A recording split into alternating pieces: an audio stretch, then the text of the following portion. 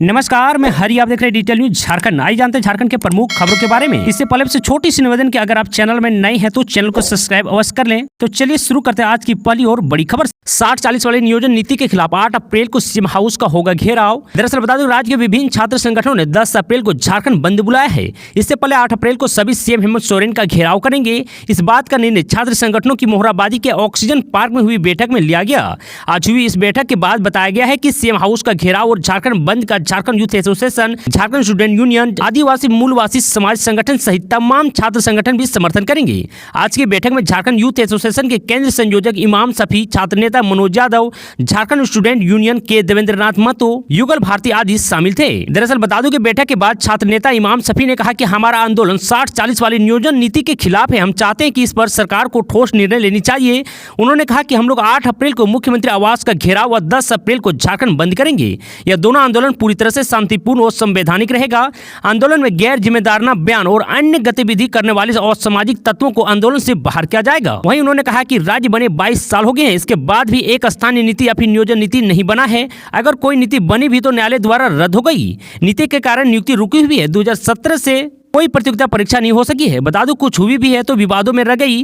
झारखंड में बेरोजगारों की खोज तैयार हो गई है। बता दूं, बेरोजगारों से पलायन व आत्महत्या की संख्या बढ़ गई है। लाचार बेबस छात्र आंदोलन करने को मजबूर हैं। वहीं लाठीचार्ज व फर्जी के केस मुकदमा के चक्कर में फंसते जा रहे हैं। बता दूं, झारखंड के युवाओं का भविष्य अंधकार में चली गई है। इसी वजह से छात्र झारखंड बंद करने को मजबूर हैं।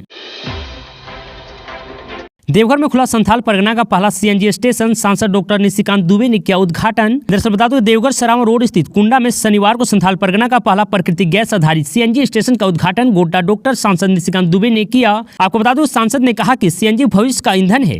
पूरी दुनिया में पर्यावरण बचाने का माहौल है। पर्यावरण को बचाने के लिए यह सीएनजी कारागार होगा। बता दूं, बिजली पैदा करने में कोयला बड़ा उपयोगी है, लेकिन भारत पर दबाव है कि भारत कोयला आधारित बिजली का उत्पादन बंद करे। कोयले से अगर बिजली उत्पादन नहीं करेंगे तो यह यूरेनियम व लिथियम आधारित सोलर की जरूरत पड़ेगी। दरअसल बता दो, देश में यूरेनियम व लिथियम की कमी। सांसद ने कहा कि देवघर में लिथियम का बड़ा भंडार होने की घोषणा अगले 6 माह से 1 वर्ष के अंदर भारत सरकार कर सकती है। लिथियम का भंडार जम्मू कश्मीर में मिल चुका है। दूसरे देशों व पेट्रोलियम पदार्थों के लिए निर्भरता भारत सरकार अब खत्म करने की दिशा में है।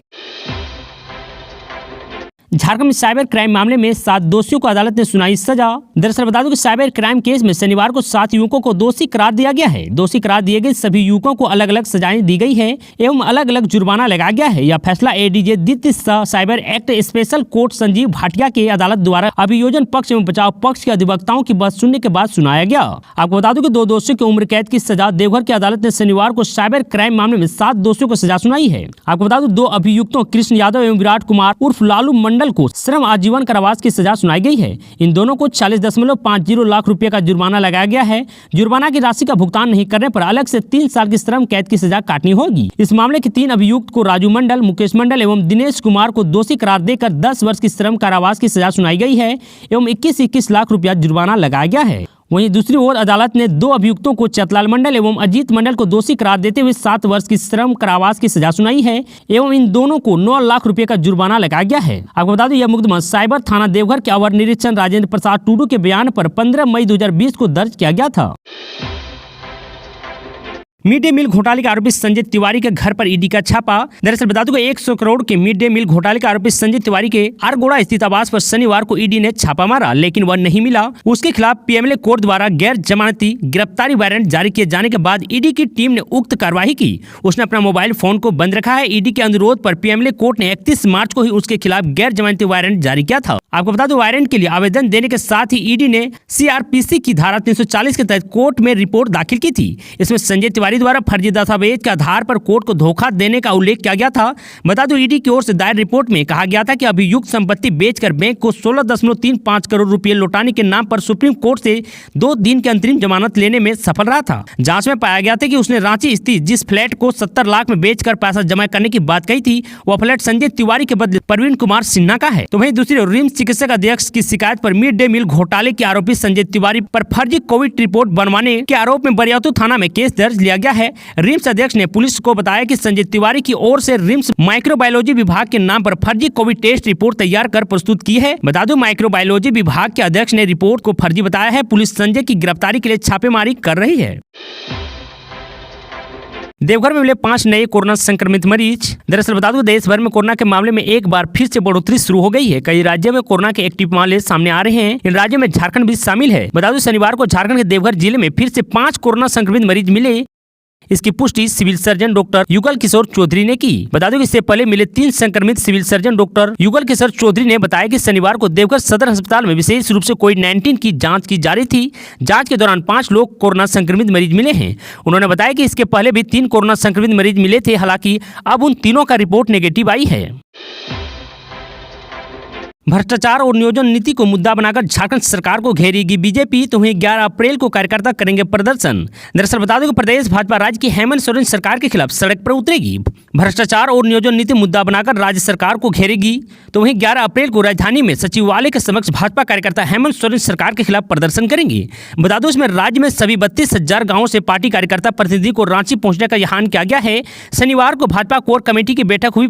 दरअसल आपको बता दूं कि प्रदेश प्रभारी doctor Laxmikant Vajpayee core committee की बैठक में शामिल होने पहुंचे।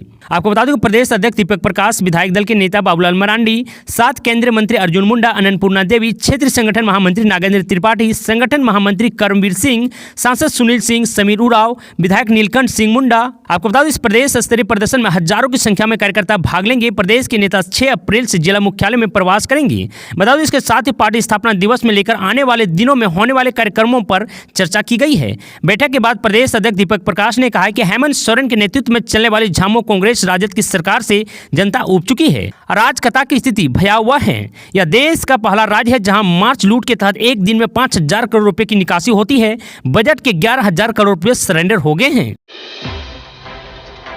गुमला में 11 लाख रुपए के बंटवारे को लेकर भाभी सहित 2 भतीजे की हत्या। दरअसल बता दूं, गुमला जिला अंतर्गत बसिया थाना के लुंगटू पंडा टोली में भाभी सहित 2 भतीजे की हत्या मामला पुलिस ने खुलासा किया है। 11 लाख रुपए बीमा की राशि के बंटवारे को लेकर देवर एनोस कंडुलना हैवान बन गया। उन्होंने अपनी भाभी पूनम कंडुलना और उसके 2 बच्चे को निर्मय हत्या कर दी। हत्या करने के बाद आरोपी एनोस ने 3 शवों को गोबर के ढेरी से ढक दिया था।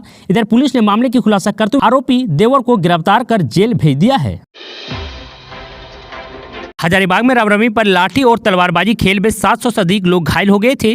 दरअसल बता दूं कि झारखंड के हजारीबाग जिले के रामनवमी जुलूस में तलवारबाजी और लाठीबाजी के खेल के दौरान करीब 700 लोग जख्मी हो गए थे। अधिकारियों ने शनिवार को यह जानकारी दी। पुलिस अधिकारी ने बताया कि शुक्रवार रात लगभग 8 बजे शुरू हुआ रामनवमी उत्सव शनिवार रात 8 बजे सम्पन्न हो गया है। बता दो, भारी बारिश के बावजूद बड़ा ठाकुरबाड़ी इलाके में बोडोम बाजार में सदियों पुराने समारोह में 91 अखाड़ों ने हिस्सा लिया था। आपको बता दो, अच्छी तरह से सजाई गई झांकियों के साथ समारोह में शहर के 2 लाख से अधिक लोगों ने हिस्सा लिया था। अधिकारियों ने बताया कि समारोह के दौरान किसी अप्रिय घटना की खबर नहीं है।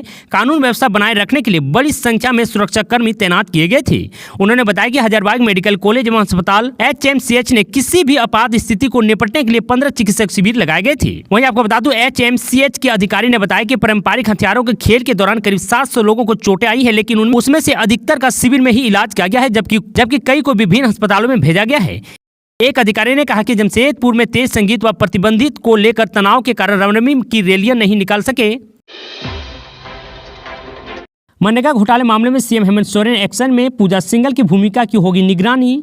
दरअसल बता दें कि मुख्यमंत्री ने खूंटी मनरेगा घोटाले में पूजा सिंघल की भूमिका की निगरानी जांच का आदेश दिया है। सरकार के स्तर से इस संबंध में आदेश जारी कर दिया है। इस आदेश के आलोक में निगरानी अब खूंटी में 2010 में दर्ज हुए 5 मामले में तत्कालीन उपायुक्त की भूमिका की जांच करेगी। हालांकि सरकार ने परिवर्तनशील निदेशालय ईडी द्वारा भेजी गई सूचनाओं के आलोक में अब तक कोई फैसला नहीं लिया है।